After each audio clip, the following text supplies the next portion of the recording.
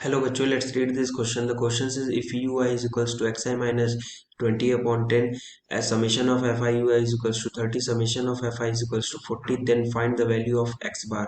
तो हम देख लेते हैं की कॉन्सेप्ट की कॉन्सेप्ट में देख लेते हैं कि मीन का फॉर्मूला क्या होगा। मीन का फॉर्मूला जब फ्रीक्वेंसी डिस्ट्रीब्यूशन दिया हो तो मीन का जो फॉर्मूला होता है वो होता है summation of F I X I upon summation of F आई को फ्रीक्वेंसी बोलते हैं, एक्स आई को वेरिएबल बोलते हैं। अब यहाँ पर हमें यू आई दिया है, U I is equals to X I minus 20 upon 10। तो यहाँ से मैं लिख सकता हूँ this implied X I is equals to 10 ui plus 20 के बराबर।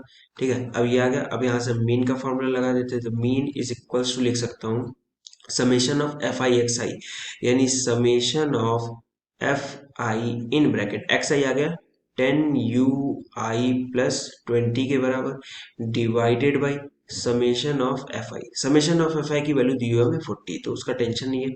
इसको हम कन्वर्ट कर देंगे summation of F I into 10 ui है, तो यू आई यहाँ आ गया, 10 यहाँ मल्टीप्लाई कर दिया, 10 fi ui हम लिख सकते हैं। फिर लिख सकते हैं plus summation of 20 fi divided by summation of F I.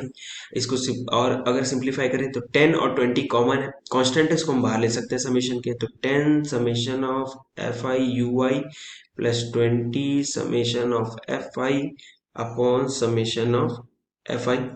Solve करते हैं तो अब देखो 10 इंटू एफ आई यू आई का समेशन हमें दिया है 30, तो ये होगा 10 इंटू 30 यानी 300 plus 20 into summation of F आई दिया है 40, तो 20 इंटू 40 होता है 800 divided by summation of F आई हो गया 40।